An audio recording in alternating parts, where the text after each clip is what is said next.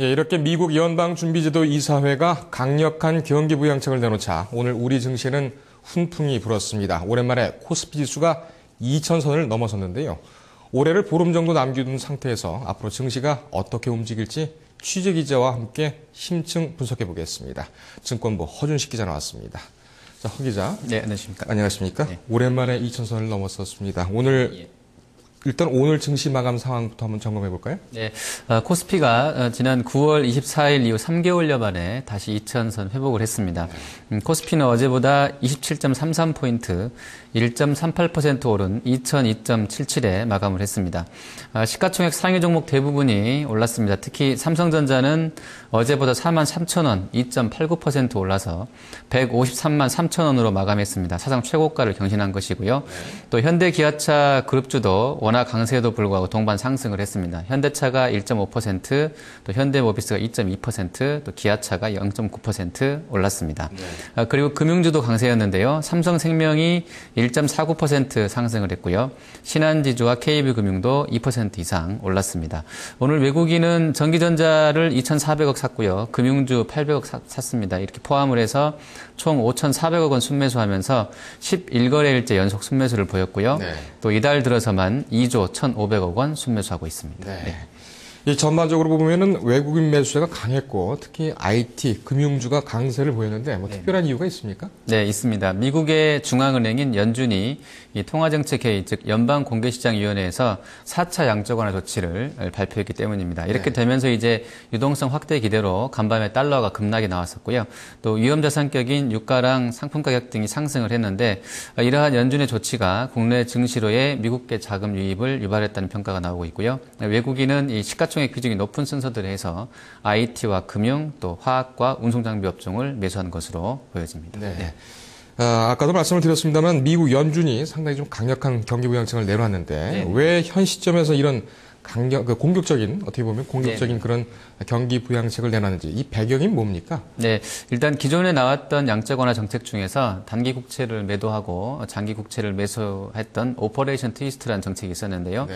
이 정책이 연말로 종료되는 만큼 이에 따른 대안으로서 이번 4차 양적 완화가 나온 것입니다. 현재 7%대 후반을 나타내고 있는 미국의 실업률이 6.5% 이하로 떨어지기 이전까지는 연준이 매달 450억 달러 규모의 국채를 매입하겠다는 정책을 내놓은 것입니다.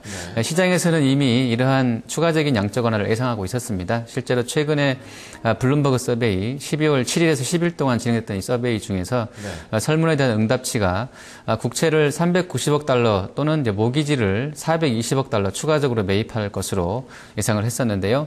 오늘 시장이 좀 환호했던 것은 무기한, 그러니까 매달 국채 450억 달러 매입 규모를 시장 예상보다 60억 달러 높게 발표했다는 점을 좀 긍정적으로 평가했던 것 같습니다. 예.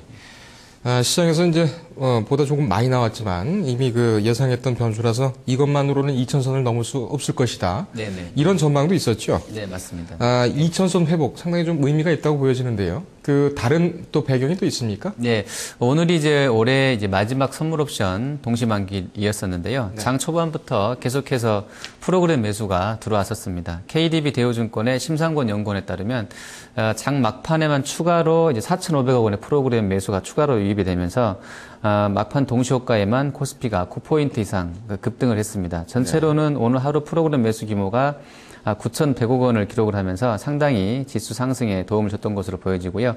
이제 워낙에 선물 12월물과 내년도 3월물 간의 가격 차이인 이 스프레드가 이론가보다 훨씬 고평가됐었기 때문에 매수 우위가 예상은 됐었지만 예상보다 훨씬 많은 9,100억이나 되는 대량의 프로그램 매수가 들어온 점이 긍정적이었습니다. 그리고 또 다른 변수로는 두 개 다 이제 대외 변수인데요. 일단 장중에 유럽연합 재무장관 회담에서 유로존의 단일 은행 감독 체제 합의했다는 소식이 전해졌고요.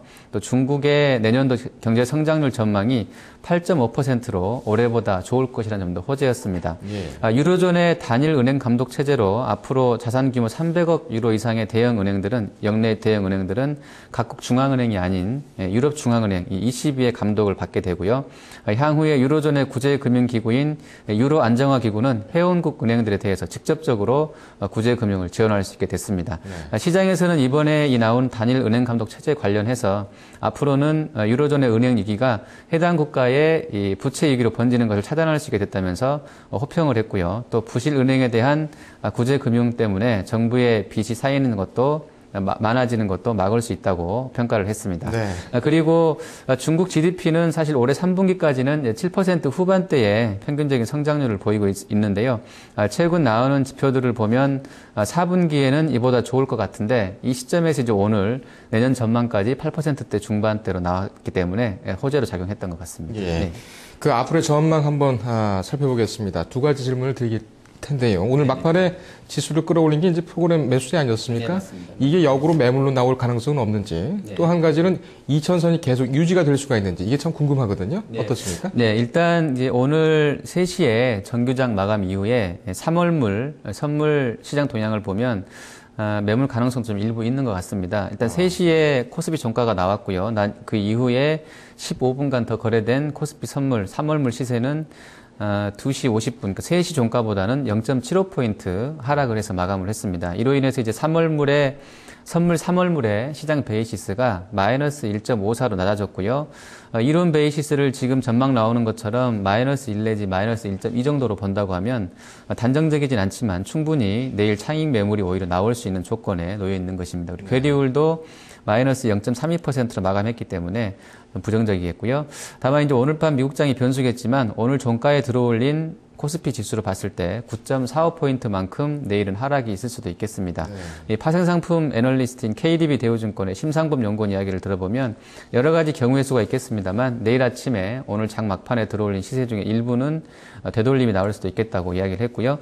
또 우리차증권의 이경민 연구원도 일단 2000선 돌파로 추세적인 상승으로 전개될 가능성은 한층 높아졌다고 했습니다. 네. 실제로 이제 증권가의 평균 밴드는 12월 달 이달에만 1850에서 2050선이라서 사실 오늘 2002포인트 마감했기 때문에 위쪽으로의 상방 룸이 한 50포인트 남아있다고 보시면 될 것 같은데 네. 다만 이제 추세적으로는 상승으로 전개될 가능성이 높아진 건 맞는데 단기적으로는 시장이 좀 많이 올랐고요. 거래도 오늘 이벤트성 재료를 빼고 나면 거래가 많이 실리지 않고 있기 때문에 당분간은 2000선 전후로 해서 등락을 보일 것으로 전망이 되고 있습니다. 예. 네. 이 추가적인 상승세도 전망이 되긴 하지만 내일 또 매물세로 프로그램 매수세가 또 매물로 나올 수가 있기 때문에 2000선으로 떨어질 가능성도 있다. 네, 이렇게 봐야 되겠네요. 등락을 예상하고 있습니다. 아, 그렇군요. 예, 오늘 확인 잘 들었습니다. 네, 감사합니다.